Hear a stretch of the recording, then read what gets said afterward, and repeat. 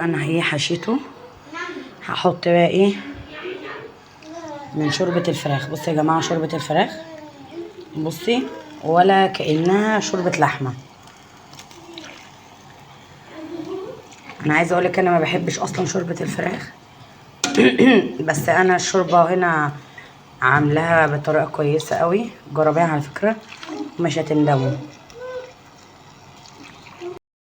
ازيكم يا حلوين، عاملين ايه؟ يا رب تكونوا بخير. يلا النهارده هنعمل محشي، بقالنا كتير قوي ما عملناهوش وطلب مني كتير قوي في الصفحه.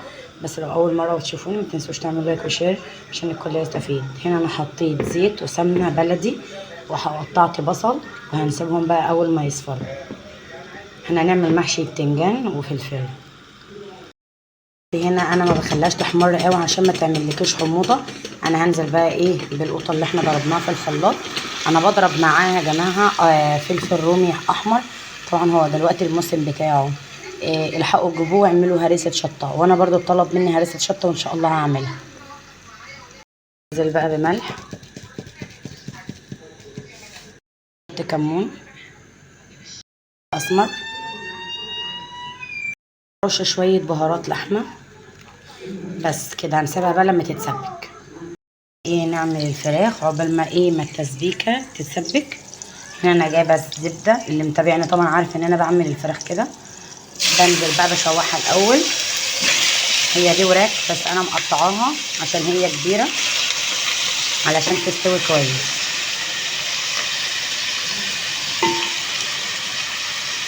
طبعا بقى انا بحب اضغطها كده بايديا. انا بنزل بقوطه وهنزل ببصل، ولو عندك جزر كمان تبقى تجنن.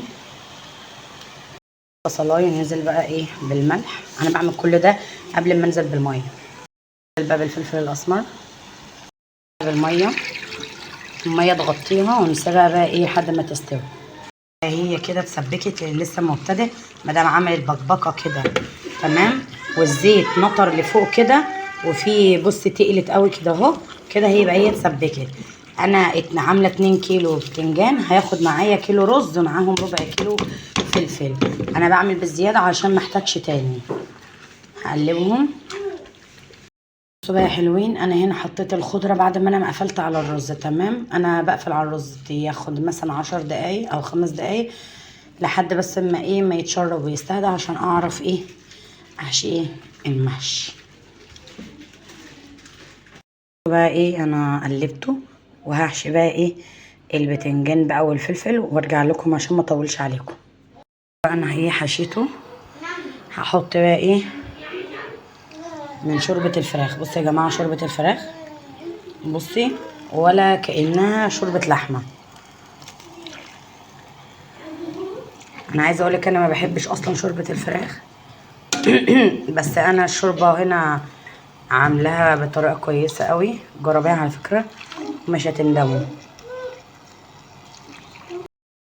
الحركة دي لازم تهز كده المحشي علشان كله يتفرغ عن بعضه، عشان لما تيجي تسويه بالراحة يستوي كله. في بقى اهو. وطبعا انا قليت الفراخ تمام، وجربوه ان شاء الله يعجبكم.